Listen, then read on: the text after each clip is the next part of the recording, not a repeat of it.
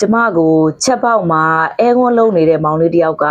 မေးထားတဲ့မိကုံးလေးတစ်ခုရှိပါတယ်ဒါလေးကိုဒီဗီဒီယိုကနေကျမဖြည့်ပေးချင်ပါတယ်ကျမရဲ့အမြင်ပါပေါ့နော်သူကဗာမေးထားလဲဆိုလို့ရှိရင်စူးစားတိုင်းအောင်မြင်နိုင်လားဆိုတဲ့မိကုံးကို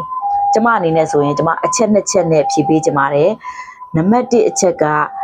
ကိုကအခုမှစီးပွားရေးစလုပ်မယ်ဘယ်စီးပွားရေးပဲဖြစ်ဖြစ်အဲကွန်းပဲဖြစ်ဖြစ်ဘာပဲဖြစ်ဖြစ်ဝန်ထမ်းပဲဖြစ်ဖြစ်ပေါ့နော်စူးစားတိုင်းအောင်မြင်နိုင်လားဆိုတာနံပါတ်1အချက်တေချာပေါက်စူးစားတိုင်းအောင်မြင်နိုင်တယ်ရလက်ထွက်နိုင်တယ်ဒါကလုံးဝကိုစပြိုးမဲ့သူတွေအတွက်အယမ်းမှန်တယ်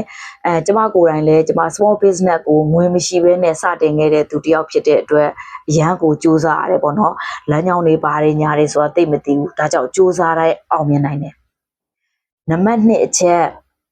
ဒီလူက1%လောက်ပဲလုပ်ပြီးတော့အောင်မြင်နိုင်တယ်ဒါမဲ့သူ့မှာလှုပ်ဝက်ချက်ကဘာရှိလဲဆိုရင်သူကလမ်းကြောင်းမှန်သွားတယ်ဒီလိုမျိုးလမ်းကြောင်းမှန်သွားတဲ့လူက1%လောက်ပဲလုပ်ယုံနဲ့အောင်မြင်နိုင်တယ်အားကြောင့်ကျမကဒီလိုပြောတာလဲဆိုရင်ကျမနံပါတ်1လူမျိုးထဲမှာလည်းလုပ်ခဲ့ဦးတယ်နံပါတ်2လူမျိုးထဲမှာလည်းလုပ်ခဲ့ဦးတယ်ဒါကကျမအနေနဲ့ပြောရမယ်ဆိုရင်လူတိုင်းအတွက်လိုအပ်မယ်လို့ထင်တယ်ဘာကြောင့်လဲဆိုရင်ကိုက0ဘဝအနေစရမယ်ဆိုရင်စူးစားတိုင်းအောင်မြင်တဲ့လူအရင်ဖြစ်ဖို့လိုတယ်ပြီးမှနံပါတ်2ကိုကူဖို့လိုတယ်ဥပမာအနေနဲ့အခုကျမအဲကွန် business ဆိုရင်ကျမ1%လောက်ပဲကျမအဲကွန်ဆိုင်ဘက်ကို run ပေးတယ်ပေါ့နော်ကျန်တာကျမရဲ့တင်းတွေကလေးတွေသူ့အတူအကုန်လုပ်သွားတာကျမအမျိုးသားတွေသူ့အတူအကုန်လုပ်သွားကြတာဒီမှာကျမ1%လောက်ပဲပါတယ်ဒါလည်းကိုဒါရလက်ထွက်တယ်ဒီလမ်းကြောင်းမှန်တယ်လို့ပြောလို့ရတယ်ဘာကြောင့်လဲဆိုရင်ကျမဒီနံပါတ်1ဖြစ်တဲ့စူးစားတိုင်းအောင်မြင်နိုင်တယ်ဆိုတဲ့အဆင့်ကိုကြော်ခဲ့လို့ဒီလက်ရှိမှာ2ဖြစ်တဲ့1%လောက်အဆင့်ပဲလုံးယုံနဲ့အောင်မြင်တဲ့ရလက်ထွက်တယ်ဆိုတာကိုပြောပြပေးခြင်းဖြစ်ပါတယ်